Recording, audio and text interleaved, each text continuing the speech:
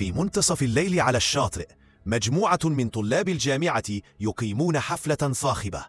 ميتش يطلب من الجميع وضع هواتفهم في حقيبة حتى لا يسجل أحد مقاطع قد تفضحهم. فجأة يحضر فانس وجيلبرت كرة غريبة لزجة وجدوها تطفو على سطح الماء. يرغبون في إشعال نار أكبر لحرقها، لكنهم ينشغلون بالشجار وتتصاعد الأصوات. الكرة تنسى والجميع يواصل السهر حتى الصباح.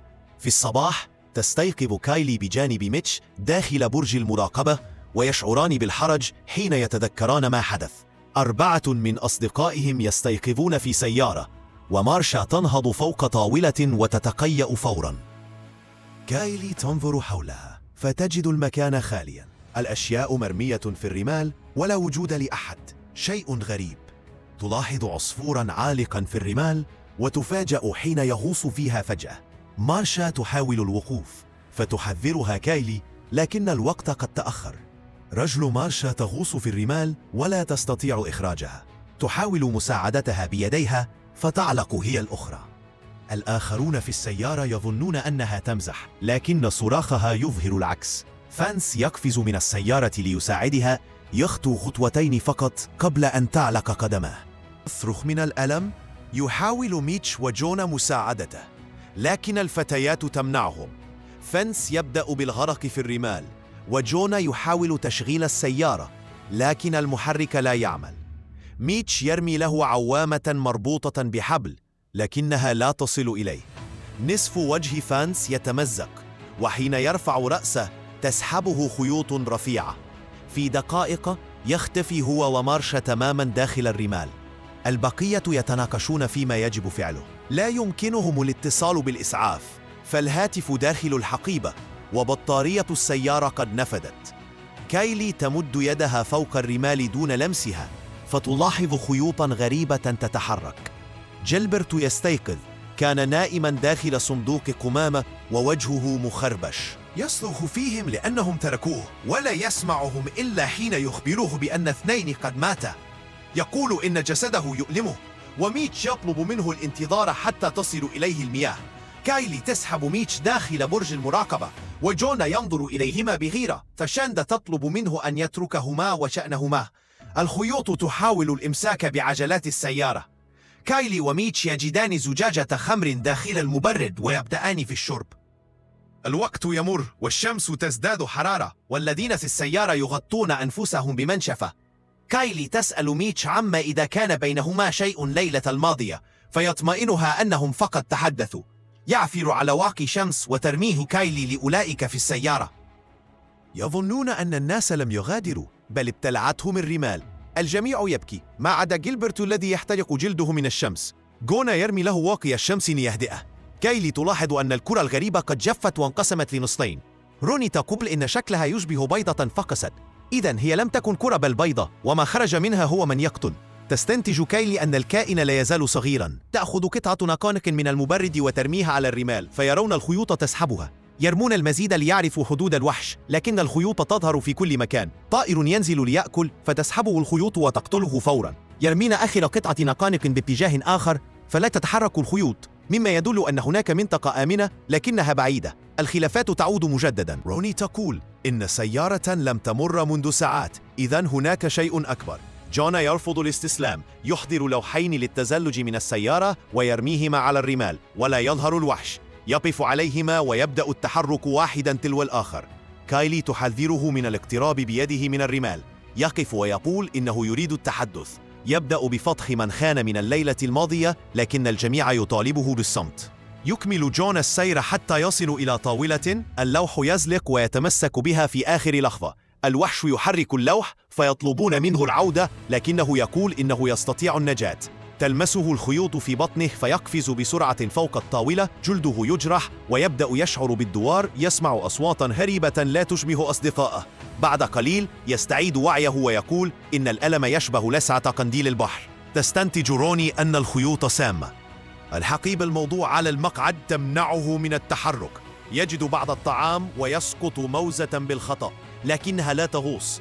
وعندما يلقطها يلاحظ الخيوط في الرمال، فيعيد خفض الموزة نشوها، لكن الوحش لا يظهر إلا في الرمال، لا في مكان النار. ثم يقفز عن المقعد ليهبط في نفس الموضع، ولا يحدث شيء، مما يؤكد نظريته: الوحش يكره النار. احتفالا بذلك يأكل جون الموزة، لكنه يصاب بالذعر عندما تبدأ جروحه في البطن بإفراز القيح. تهدئه كايلي بكلمات لطيفة ولكن حازمة، وتطلب منه أن يعود إلى الطاولة ويتفقد الحقيبة مجددا. يعثر على بعض المشروبات ويبدأ برميها نحو أصدقائه، ولكن حينما يرمي العلبة الأخيرة تنكسر المنبضة وينزلق. تنتف جروحه قيحا أكثر قبل أن تبدأ بالانفجار والنزيف، مما يدفعه إلى الصراخ ألما. وبجهد كبير يواصل جون الحركة ويتمكن من العودة إلى الطاولة. في ذات الوقت تبدأ ألواح التزلج بالتحرك من تلقاء نفسها، مما يعني أن الوحش يسحب أي وسيلة قد يستخدمونها للتنقل. ثم تظهر الخيوط تحت السيارة لتتعلق بالإبارات محاولة تحريكها. يسأل جيلبرت عن الهواتف، فتبدأ روني بسحب المقاعد الخلفية للوصول إلى الصندوق، لكنها لا تفتح. تعلن أنها ستحاول الوقوف على الصادم لفتحه، لكن المعدن ساخن، فتغطي الصندوق بمنشفة. قبل أن تتحرك تخبر روني شاندا بأنها كتبت رسالة لوالدتها في دفترها وتطلب منها أن توصلها إذا حدث لها مكروه. وبإمساكها بيد شاندا كضمان تزحف روني على الصندوق وتخفض جسدها لتقف على الصادم. في تلك الأثناء تتحقق كايلي من حال الآخرين. جونا فاقد للوعي، وغيلبرت على وشك الإغماء من الحرارة، ناهيك عن أن معدن السلة يغوص في جلده. تنجح روني في إدخال المفتاح في القفل وتبدأ بفتح الصندوق، لكن الغطاء ينزلق، ولحسن الحظ تتمسك جيدا ولا تسقط. تحاول مرة أخرى فيضرب الغطاء ساقيها، مما يجعلها تنزلق وتسقط على الصندوق فيغلق مجددا. تشير كايلي إلى أن الصندوق عريض جدا، لذا ستضطر إلى الاتكاء إلى الخلف. تبدأ شاندا وروني بلف المنشفة لاستخدامها كحبل، لكنها لا تزال قصيرة ولا تسمح لروني بالاتكاء وفتح الصندوق في الوقت ذاته. ميتش وكايلي يتذكران وجود خطاف إنقاذ في برج المراقبة، فيمررانه إلى روني التي تواجه صعوبة في الحركة لأن السيارة تهتز حينما يخترق الوحش الإطارات. بحذر شديد تنجح روني أخيرا في فتح الصندوق، ولكن قبل أن تصل إلى الهواتف تظهر سيارة أخرى على الشاطئ وتطلق زمورا عاليا يفزعها. تنزلق روني ويغلق الصندوق على أصابعها، وبينما تصرخ من الألم يبدأ الآخرون بالصراخ والتلويح بأذرعهم لجذب انتباه الشخص الجديد. تتوقف السيارة قرب الطاولة، ويخفض الضابط أليكس من دورية الشاطئ نافذته ليخبرهم أن الشاطئ مغلق. يشرح الأصدقاء ما حدث، لكن أليكس يظن أنهم شربوا كثيرا ولا يصدقهم. متجاهلا تحذيراتهم يخرج من السيارة، ولكن لا يحدث شيء. يتفقد أليكس كلا من جونا وهيلبرت ويتجول على الشاطئ دون مشاكل. يتضح أن الخيوط تحاول الإمساك بقدميه لكنها لا تخترق حذاءه. يسخر من غيلبرت بسبب وزنه والرسم على وجهه قبل أن يحاول سحبه دون جدوى. ثم يتفقد روني، لكنه لا يستطيع تحرير أصابعها أيضا. يواصل إهانة الجميع ملمحا إلى أنهم تناولوا شيئا غير قانوني، فتصرخ كايلي فيه لأنه عديم الفائدة. يتوجه أليكس إلى برج المراقبة ويبدأ بالجدال مع كايلي وميتش، ولا يزال لا يصدق قصته ويهدد باستخدام القوة إن لم ينزلوا. وحين يفيضان يمد يده لرداد الفلفل ويسقط مفاتيح السيارة عن طريق الخطأ، ما إن ينحني لالتقاطها حتى تمسك الرمال بيده. تخبره كايلي أن يستخدم رذاذ الفلفل، وعندما يرشه على الخيوط تختفي تحت الأرض وتتركه. يصرخ أليكس ألما حين يكتشف أن ذراعه قد تهمت بالفعل، ويسقط على الرمال لأن الوحش بدأ بسحبه للأسفل. باستخدام منحدر البرج تقترب روني بما فيه الكفاية لتأخذ رذاذ الفلفل وتتجاهل صرخات أليكس، تاركة إياه يغوص حتى موته. بعد رؤية حذاء أليكس يرتدي ميتش شباشبه ويطلب من شاندا مناشفها ليوطي بها قدميه. يلتقط الأولى دون مشكلة، لكن عندما يمد يده للثانية ينكسر الحاجز ويسقط على الرمال. تصل خيوط الوحش إليه فورا وتتشبث بكل بوصة من جسده، فيضطر الآخرون إلى مشاهدة ميتش وهو ينزف حتى الموت ويغوص جسده في الرمال حتى قميصه يتفتت وتخرج الخيوط من عينيه وفمه. بعد اختفاء الجسد يظل الدم على الرمال دالا على موضع وفاته. لاحقا تلاحظ كايلي أن الوحش يحرك الحاجز المكسور، فتطلب من شاندا أن تمسكه. تكسر كايلي المزيد من الحاجز وترميه إلى شاندا أيضا مع المنشفة، ثم تقرر المخاطرة وتقفز من البرج، ولحسن حظها تهبط على السيارة. فجأة تضرب كايلي شاندا لأنها تودت إلى حبيبها، وتقرران أنهما الآن متعادلتان. يعتذر جون لكايلي عمن فعله ويتبادلان قول أحبك. يستخدم غيلبرت آخر قوته ليدور داخل سلة القمامة كي يتواصل بشكل أفضل مع أصدقائه، فيما تواصل الخيوط التمدد نحو الدم النازف. كايلي وشاندا تسحبان روني حتى تمكنوا من إخراج يدها، ثم قاموا بلفها بالمنشفة. بعد ذلك وضعوا قطع السور على الرمال لصنع جسر، وسارت شاندا عليه بينما كانت تشرح أنها في الواقع لم تفعل شيئا مع جون الليلة الماضية. بعد أن وصلت شاندا بأمان إلى الطاولة، عبرت كايلي أيضا لتصل إلى حبيبها. جاءت روني بعدهما، لكنها تشتتت عندما لاحظت الدم يقطر من المنشفة. وأثناء فقدان روني لتوازنها وسقوطها، بدأت كايلي في غش رذاذ الورق لكسب بعض الوقت. بدا أن روني بخير، فأمسكت كايلي بذراعها، لكن خيوط الوحش وصلت إلى ذراع روني الأخرى وسحبتها لأسفل لتغرقها. الجميع بكى دون أن يدركوا أن الخيوط تتسلل ببطء نحو سلة مهملات جيلبرت. قررت شاندا تجربة خطة ميتش بتغطية قدميها بالمناشف.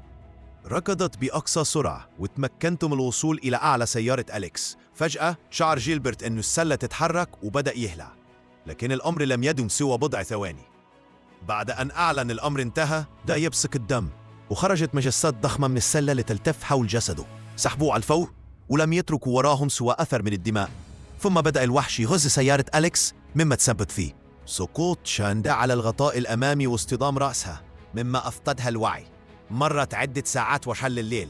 استيقظت شاندا أخيراً واكتشفت وجود طوف فوق السيارة.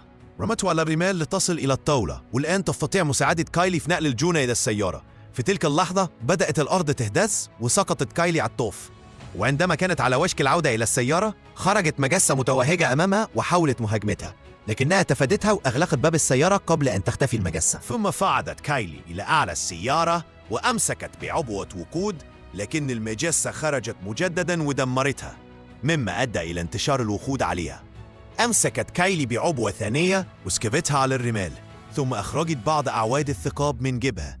وعندما حاولت المجسة مهاجمتها مجددا، أشعلت كايلي أعواد الثقاب وألقتها عليها، فاشتعلت المجسة بالكامل.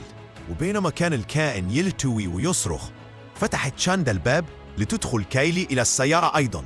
حاول الوحش فتح الباب، لكن الفتاتان شدتاه لإبقائه مغلقا. ثم حاول ضرب السيارة بخيوطه الأكبر الآن دون جدوى، فقرر الاختفاء.